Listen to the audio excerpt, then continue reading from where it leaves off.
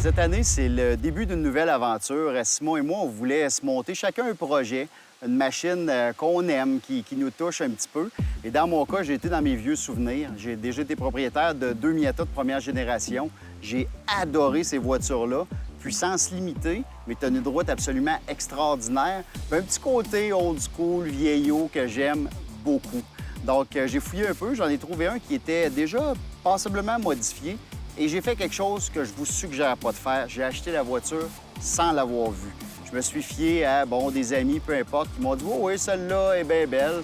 La surprise a été un peu désagréable quand j'ai été chercher la voiture, mais elle était déjà payée, elle est à moi, j'ai payé trop cher. C'est correct, ça arrive, je m'assume. Donc, la voiture avait déjà beaucoup de modifications en termes de suspension. Donc, les amortisseurs, les ressorts, les barres anti-roulis, tout ce qui est uréthane en dessous de la voiture, radiateur. Et elle venait avec un moteur préparé. Donc, la voiture d'origine a un petit 1,6 litres. Elle a présentement 1,8, mais j'avais un autre moteur 1,8 qui, celui-là, a été ce qu'on appelle stroker. Donc, avec vilebrequin différent, tout est différent. Donc, 1930 cm3 pour le moteur. Et bien sûr, pour la sécurité, il y a déjà une barre, un arceau 4 points sécuritaire avec la barre de ceinture. Donc, c'est une machine, moi, ce que je vise, c'est simple. C'est pas d'avoir une bête, mais c'est d'avoir une machine très équilibrée, le fun à rouler sur le circuit, légère, extrêmement légère, parce que pour moi, le poids, c'est absolument essentiel d'avoir quelque chose de léger, et vraiment, vraiment joli. Et je pense qu'on va réaliser les objectifs.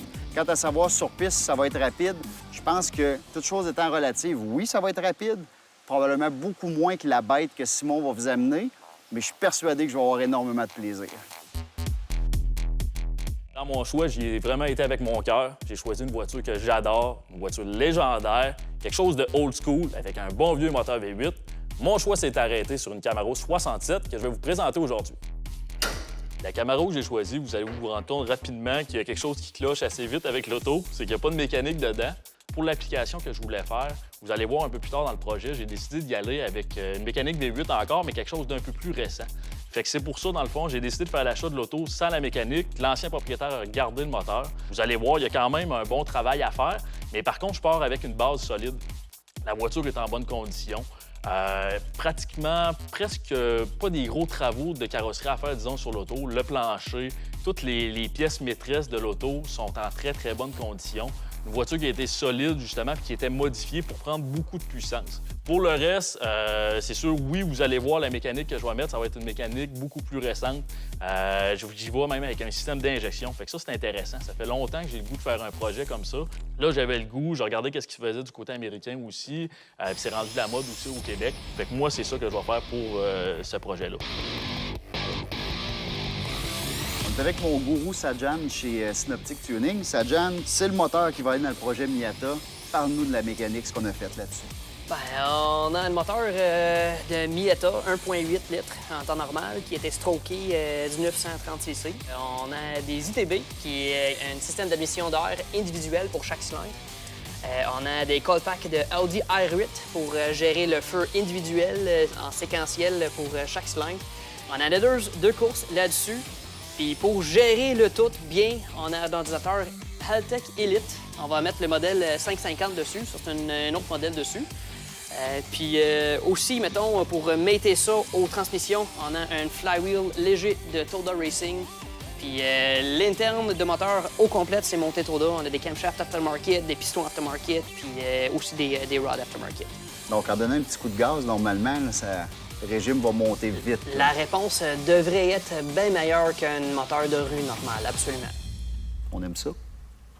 Pour justement me trouver un moteur, puis pour avoir des bons conseils, j'ai décidé de faire affaire avec un de mes amis qui s'appelle Simon Gauvin chez LSG Performance à Rivière-du-Loup. Puis c'est directement là qu'on s'en va. Je m'en vais chercher la mécanique pour mon projet Camaro.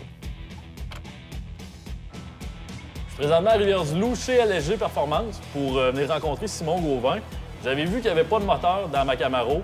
Je pense que la pièce maîtresse de mon projet, c'est le moteur. Fait que je pense que je suis avec la bonne personne justement pour en discuter. J'ai trouvé une super mécanique ici.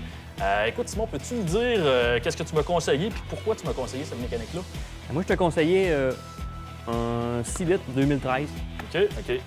Ah, ben c'est pas pire pantoute, ça. Puis côté, ça sort de quel véhicule? Ça sort d'un Savannah 2013. Savannah, c'est un panel, là. C'est un panel. C'est un peu comme un truck à pain. Ouais, t'es en train de me dire que tu m'as vendu un moteur de truck à C'est pain? ça. C'est bon pour faire de la livraison avec ton Camaro. Juste à mettre un trailer en arrière, ça va En être plein bon. ça. Je vais aller faire une beauté. Je vais le faire nettoyer, je vais le faire peinturer. On va faire une coupe de modifications aussi.